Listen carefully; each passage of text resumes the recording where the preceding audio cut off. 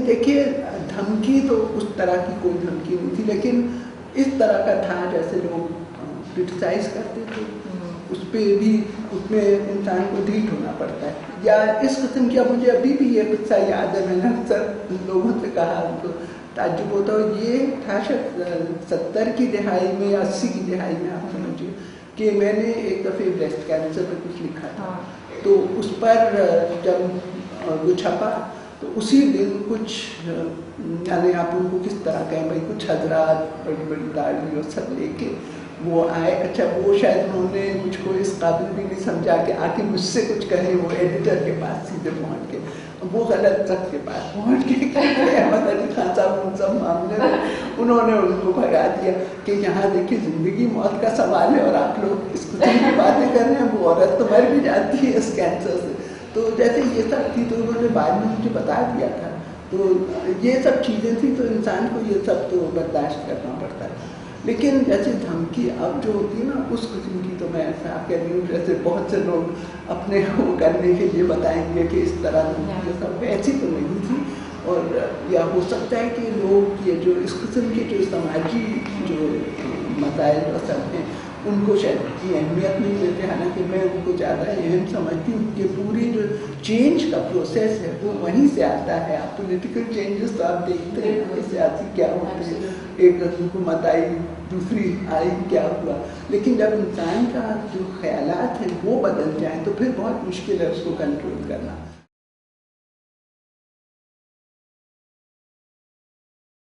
एक तो जैसे जो मैंने पहले ही कहा कि वो ये है ना कि एक तो कि उनको सीरियसली लिया जाए, दूसरे उनको आज़ादी हो मुख्तलिफ जगह जाने की, जो कि मेरे ख्याल में अब कुछ कम ही हो गई है। ये वाकई जिसे कहें बहुत ही एक सितम की बात है कि पहले जब इंसान आगे बढ़ता है तो चीज़ें राहें खुलती जाती हैं। अब हम लोग की एक ज़माने तक तो खुल रही थी, लेकिन अब जैसे हालात हो गए उसमें कुछ रुकावटें आ गई हैं। और या ये धमकियों की बात, वो भी मुझे पता नहीं कि अभी भी इन सब चीज़ों पे तो शायद मेरे ख्याल में अभी भी धमकी नहीं मिली। अब तो ज़्यादा वो सियासत पे ही सब बात आके वहीं रुकती है, तो वो चीज़ है, वो भी मुश्किल। उसकी वजह से जो ख़वातीन पे उनकी फैमिलीज़ का दबाव पड़ता है ना, तो फिर वो कहती है कि भाई नहीं, तुम नहीं करो या छोड़ दो, और ये सब इस किस्म की चीज़ें, तो वो भी एक मसला ही बन जाता है ना उनके लिए। तो मुश्किल हो जाता है कि वो अपनी फैमिलीज़ के खिलाफ जाके और कुछ करें।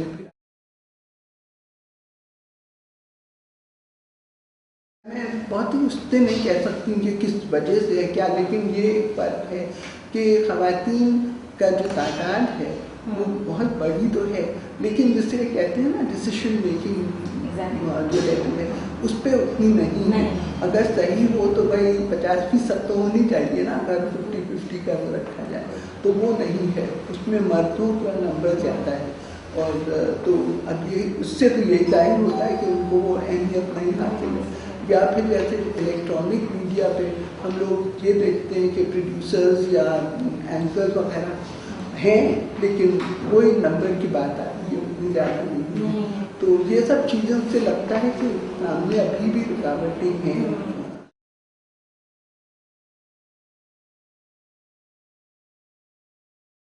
देखिए, चूँकि मुझे तो पता नहीं कि वो क्या कहते हैं, मैं असल में जब से इस तरह हुआ है टेलीविज़न का एक बोलबाला और जोर जो पकड़ा है उसने उसके यानी अभी पिछले कोई 4 साल से जो मैं एक रिटायर्ड ज़िंदगी बस बाहर से हर चीज़ देखते हैं, तो उससे जिस तरह है ख़वातीन और जितना जैसे जिस रोल में है वहाँ पर, उससे तो लगता है कि ये बात सही है। और मेरे ख्याल में तो कुछ ख़वातीन को भी मिल के उसको रजिस्ट करना चाहिए। असल में अब ये हो गया कि जो जहाँ तक सहाफ़त में जो ट्रेड यूनियंस का एक रोल था वो तो बहुत कम हो गया है। तो अब फर्दी तौर पे, इनफरादी तौर पे अगर लोग कुछ भी कोशिश करेंगे तो मुश्किल हो जाती है। तो इसलिए ताज्जुब नहीं है कि अगर ऐसा हो रहा है।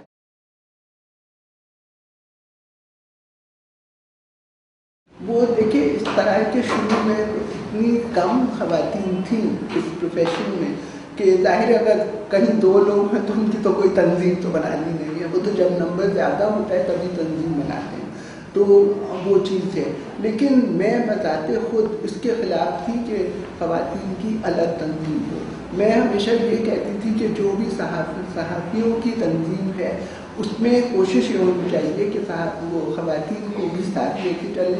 اب اس میں خواتین کا بھی تو اپنا ایک رول ہوتا ہے نا. اب وہ نہیں جانا چاہتی, جو بھی ان کے مختلف مسائل تھے, بہت سی تو جیسے ہمارے زمانے میں کہتی تھی ہمیں گھر جانا ہے, ہمیں اتنے کام ہیں, تو اب ہم پریس کلب چلے جائیں, مشکل ہوگا, اس لیے بھی نہیں آتی تھی.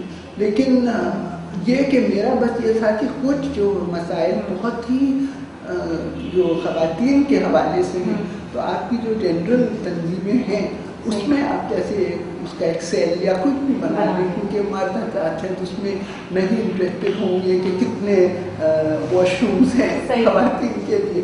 لیکن جو اور جیسے شروع میں ہی میں نے کہا نا کہ بہت سارے مسائل ایسے تھے کہ وہ مرد صحافیوں کو بھی یعنی ان کے سامنے آئے.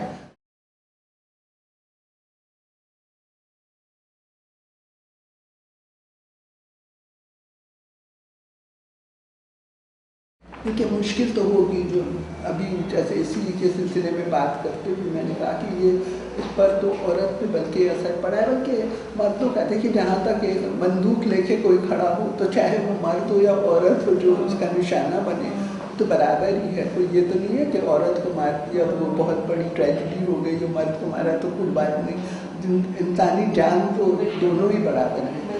اور خواتین کے لیے شاید زیادہ یہ پریشر پڑ جاتا ہے کہ ان کی فیملیز بھی ان پہ پریشر ڈالنے لگتی ہے کہ مت کرو. اب اس میں کوئی نہ کوئی تو طریقہ نکالنا ہوگا, کیونکہ میں اس کے بالکل خلاف ہوں کہ آپ سرنڈر کر دیں, لیکن اس طرح ہی سرنڈر یعنی مقابلہ کرنے سے کوئی فائدہ نہیں کہ وہ آپ کو مارنے ختم ہو, کل کو کوئی یاد بھی نہیں کرے گا.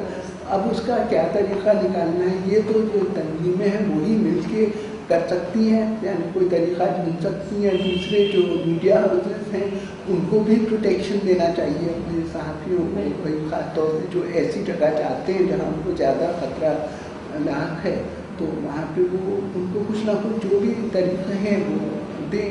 تو لیکن آپ نے بالکل صحیح کہا, میں اس کو انسان اگنور نہیں کر سکتا کہ یہ ہو رہا ہے, نہیں کوئی بات نہیں, ہم ایسے ہی کریں.